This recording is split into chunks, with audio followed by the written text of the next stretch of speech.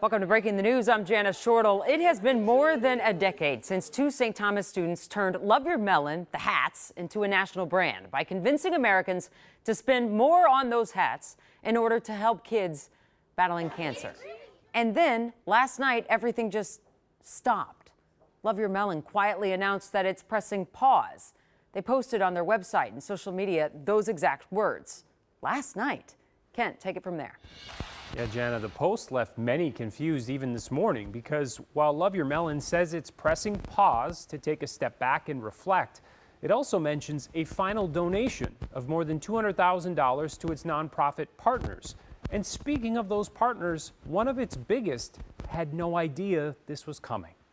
Love Your Melon's impact in 12 and a half years can't just be measured in the thousands of beanies it donated to kids battling cancer or the millions of dollars it gave nonprofits. They were really transformational in the growth of our organization. They were a true partner that came alongside of us, believed in our mission, and helped us in every way. Mary Beth Meyer is director of marketing for the Pinky Swear Foundation and the parent of a childhood cancer survivor. Pinky Swear Foundation exists to support families who have a child that is battling cancer. I became involved in Pinky Swear Foundation in 2018 when my own son was diagnosed with cancer. She says Love Your Melon became involved even earlier, and the tight bond with Pinky Swear was a natural fit. They were featured across the country, and they were really known for being there for families when a child was diagnosed with cancer. Which is why, when Love Your Melon suddenly announced that it's pressing pause, it caught them off guard. I actually was watching the news this morning, and I saw the statement that was released on your channel this morning, so that's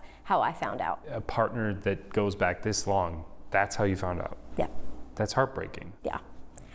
I think what's heartbreaking about this news is that we love Your Melon. We go back with their original founders, and we're just so thankful for that support, but all of us are being hit really, really hard with just the reality of the economic climate this year. We're seeing a 30% increase in demand for our services, and so every dollar really, really matters to us. And so to hear that one of our big partners, big funders, is going to pause operations is a really hard pill to swallow. Mary Beth admits the partnership hasn't been as strong since the founders sold Love Your Melon in 2022 to a New York-based e-commerce company called Win Brands Group. Just last week, I know that there was a change in leadership with their organization, and so I was trying to, figure out what funding was going to look like, what their grant system was going to look like this year, but I don't think I'll get a response. Though, in light of all their history, she hopes she's wrong. And this really is just a pause. Truly, in my heart of hearts, hope that Love Your Melon